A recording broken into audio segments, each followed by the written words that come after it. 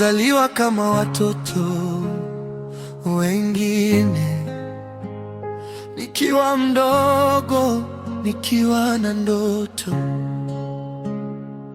Nilicheka, nilicheza bila hofu. Maisha yalionekana mepesi sana. Nilipofikisha miaka 6 tu, ugonjwa ulijitokeza ghafla.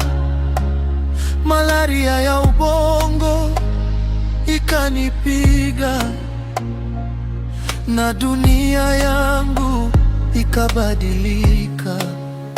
Nililala hospitalini bila kujua, zaidi ya saa 72 nikiwa koma. Mama na baba walikesha kwa machozi, wakiomba Mungu aniokoe. Nilipoamka sikuwa kama zamani, macho yangu hayakuwa tena sawa. Nguvu zilipungua, mwanga ukapotea, maisha yakawa safari ngumu.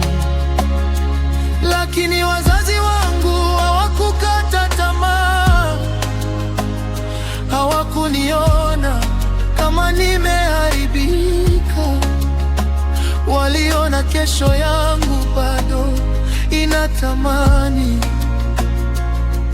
waliona ushindi mbele yangu. Walipitia shida nyingi kwa ajili yangu, wakajinyima ili nipate elimu. Wakanishika mkono kila hatua, wakanipa tumaini kila siku. Mama kwa upendo wake wa kweli, baba kwa moyo wake wa ujasiri, walijenga maisha yangu pole pole, hata pale nilipona giza tu. Leo nasimama nikiwa na furaha, nikiwa hai, nikiwa na ndoto. Wengi wananijua kama Mr. D,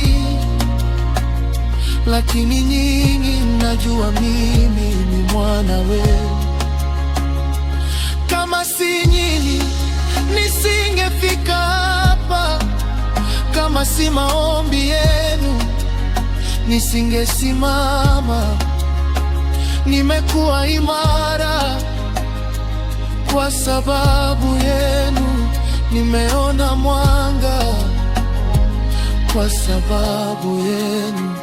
Asanteni mama na baba wangu kwa machozi yenu na juhudi zenu, kwa kunilea kwa upendo mkubwa na kunifanya leo niishi vizuri. Hadithi yangu ni ushuhuda kwamba upendo wa wazazi hushinda yote. Nawapenda kwa moyo wangu wote, na nitaendelea kuwaheshimu daima.